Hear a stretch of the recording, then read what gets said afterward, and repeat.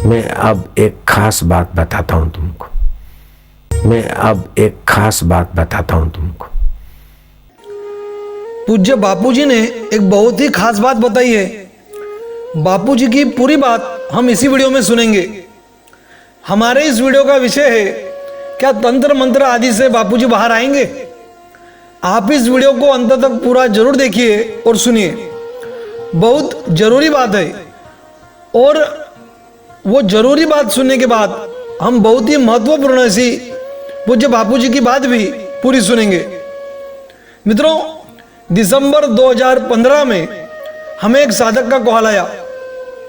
उन्होंने कहा कि बापूजी को बाहर निकालने का एक बहुत ही सरल रास्ता है और वो मैं आपको बताना चाहता हूं। उन्होंने बार बार कॉल किए। उनके बहुत आग्रह की वजह से अमरावती समिति के तत्कालीन पदाधिकारी और मैं हम 4 साधक गए उनसे मिलने। उनके गांव के पास ही एक प्रसिद्ध शिव जी का तीर्थस्थल है। वे भाई वहां आए। हम भी पहले निश्चित किए अनुसार वहीं पहुंचे उनसे मिलने। अमरावती से लगभग 1.5-2 घंटे का कुछ रास्ता होगा। शिव जी का दर्शन करके हम लोग उनके साथ चर्चा के लिए बैठे। चर्चा के विषय में अधिक विस्तार से बताकर मैं आपका समय नहीं लूंगा। उनका कहना यह था कि तंत्र मार्ग के एक प्रसिद्ध सिद्ध पुरुष द्वारा प्रस्ताव रखा गया है कि बापूजी की रिहाई के लिए वे कुछ प्रभावी विधि करेंगे। उसमें उनके कई शिष्य बैठकर बापूजी के लिए कई दिन तक हवन अनुष्ठान आदि करेंगे। तो हमने कहा यह तो बहुत अच्छी बात है, आप जरूर कीजिए। तब उन्होंने कहा कि उसके लिए 2 करोड़ रुपए का खर्च होगा। उसके लिए आप ऊपर आश्रम में बात करें अथवा आप लोग स्वयं कहीं से व्यवस्था करें। वहां से लौटने के बाद भी मुझे उस भाई के कई बार फोन आते रहे। मैं उन्हें समझाता रहा कि बापूजी 2 करोड़ तो क्या, 1 पैसा भी खर्च नहीं करने देंगे और वे स्वयं समर्थ है। कोई तांत्रिक विधि की उनको कोई जरूरत ही नहीं है। वो भाई पहले बापूजी से दीक्षा लेकर बाद में किसी तंत्र मार्गी साधु की शरण गया था। अब बापूजी के करोड़ों शिष्य हैं। उनमें 100-200 शिष्य ऐसे भी हो सकते हैं। इसमें कोई आश्चर्य की बात नहीं है, क्योंकि बापूजी ईश्वर की ओर जाने वाली राह दिखाते हैं। तो बापूजी की शरण में वे साधक आते हैं जिन्हें ईश्वर चाहिए और कई सकाम भक्त भी आते हैं, किंतु पूज्य श्री की आज्ञा में चलकर साधना करते करते वे भी निष्काम भक्त हो जाते हैं। अब जो ईश्वर को पाना नहीं चाहते, केवल तंत्र मंत्र से कुछ सिद्धियां हासिल करके संसारी सुखों का भोग करना ही जिनका लक्ष्य होता है, वे परम कल्याणकारी ब्रह्मज्ञानी संत की शरण मिलने के बाद भी इधर उधर भागते हैं। तो वो भाई ऐसा ही है जिसने पहले बापूजी से दीक्षा ली और बाद में तंत्र मार्गी साधु के मार्गदर्शन में साधना करने लगा। मैं उनकी निंदा नहीं करना चाहता, बल्कि उसने बापूजी को निर्दोष मानकर समाज को उनकी जरूरत है, देश को बापूजी की जरूरत है ऐसा कहा और उनके बाहर आने के लिए अनुष्ठान करने की बात भी कही। इसलिए मैं उस भाई को प्रणाम करता हूँ। किंतु किसी को करोड़ों रुपए देकर उनसे कुछ पूजा विधि आदि करवाने की आज्ञा भला बापूजी कभी दे सकते हैं? उनको आना हो तो वे तो संकल्प मात्र से बाहर आ जाए। हाँ, वे स्वयं अपने लिए संकल्प नहीं करते, क्योंकि देह में उनकी आसक्ति नहीं है। वे देह में दिखते हैं, किंतु वास्तव में तो वे कण-कण में है। तो वे संकल्प नहीं करते। इसीलिए हमारा कर्तव्य है कि हम कुछ करें। तो हमारा कर्तव्य पूरा करने का साधन भी गुरुदेव ने दे दिया है और वो है सुबह शाम 2 बार महासंकल्प। ऐसे ही करीब 1 वर्ष पहले मुझे एक माताजी का फोन आता था। माताजी इसलिए कह रहा हूं क्योंकि उन्होंने स्वयं कहा था कि मुझे सब माताजी कहते हैं।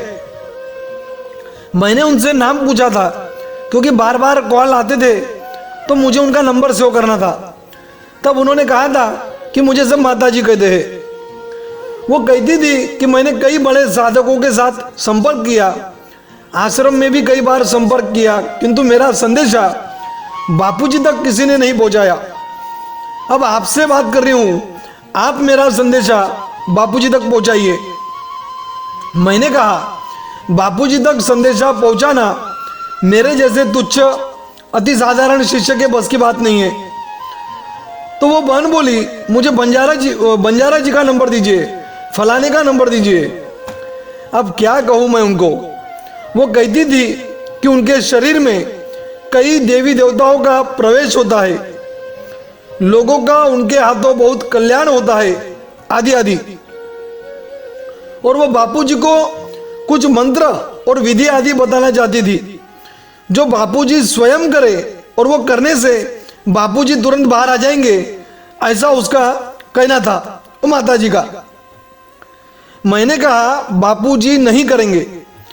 तो बोली जरूर करेंगे, मेरी बात एक बार उन तक पहुंच जाए बस। तो मैंने कहा अब आश्रम को आपकी जो विधि है वो बता दीजिए और उनसे कहिए बापूजी तक पहुंचाने के लिए। तो वो बोली नहीं नहीं, मैं बापूजी के अलावा वो और किसी को नहीं बता सकती। बापूजी तक केवल आप इतना संदेशा पहुंचाइए कि मैं स्वयं उनसे बात करना चाहती हूं। अब कहिए महाराज, क्या कहें ऐसे भक्तों को जो भगवान पर उपकार करना चाहते हैं? क्या कहें ऐसे शिष्यों को जो गुरुदेव को मंत्र देना चाहते हैं? अरे मैया, बापूजी चाहे तो केवल चाहने मात्र से ही वे बाहर आ जाएंगे। क्या वे तुम्हारे दिए मंत्र जपेंगे? कितना अज्ञान भरा है ऐसे लोगों में, जिनकी बात सुनो तो उनके शब्द शब्द में केवल अहंकार भरा सुनाई देता है। अरे तुम्हारे अंदर जिन देवी देवताओं का संचार होता है, ऐसा तुम कहती हो ना, वो देवी देवता तो हर रोज जाते होंगे जोधपुर जेल में और हाथ जोड़कर पूछते होंगे मेरे बापू से कि बापूजी कहिए ना, हम आपकी क्या सेवा करें, हमें कुछ तो सेवा का मौका दीजिए।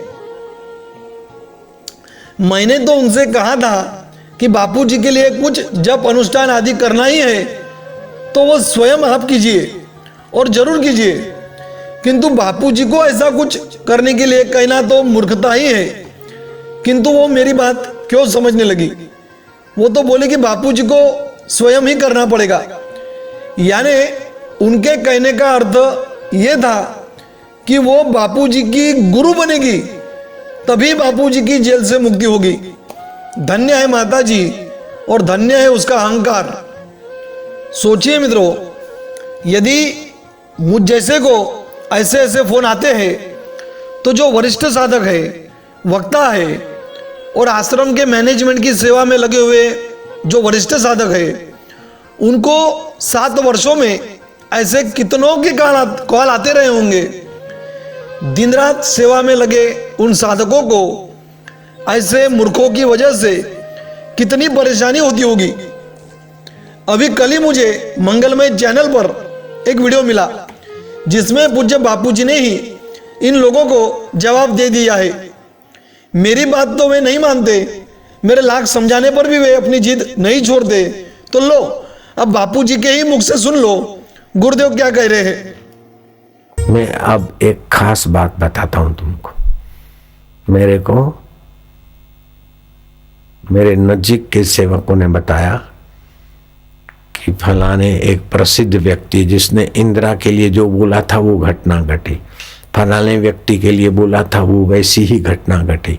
उसने ये कुप्रचार सुनकर बापूजी के लिए संदेशा भेजा है कि दिवाली तक के दिन बापूजी को बोलो थोड़े ऐसे ऐसे हैं जरा।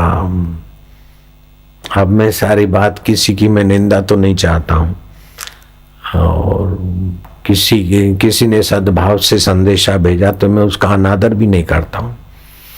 मुझे उन सज्जन के प्रति सद्भाव है, उनके सद्भाव है तो मैं को भाव क्यों करूँगा।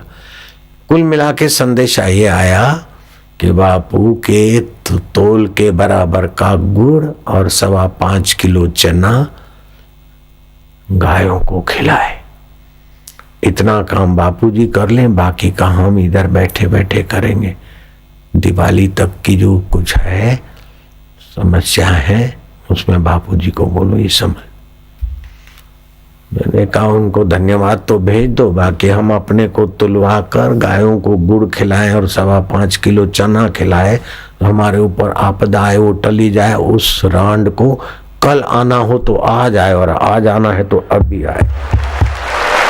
देख लें जरा, गायों को गुड़ और चने खिलाऊं, गायों को तो हम सीरा खिला देते हैं।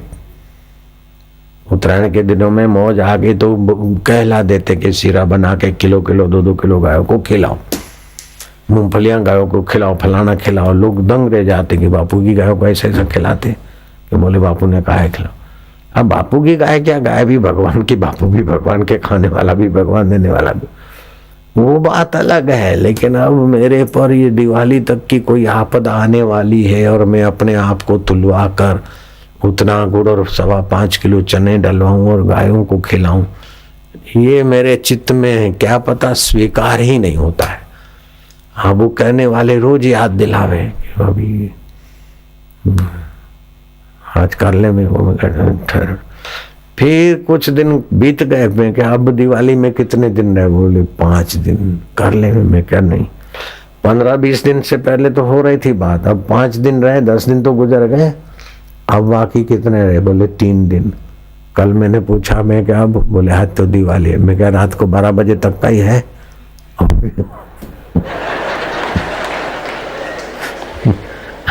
मेरे पास तो कोई मुसीबत आई ही नहीं। हाँ, कुप्रचार वालों ने जो कुछ किया वो किया, हो गया तो हो गया, क्या फर्क पड़ता है।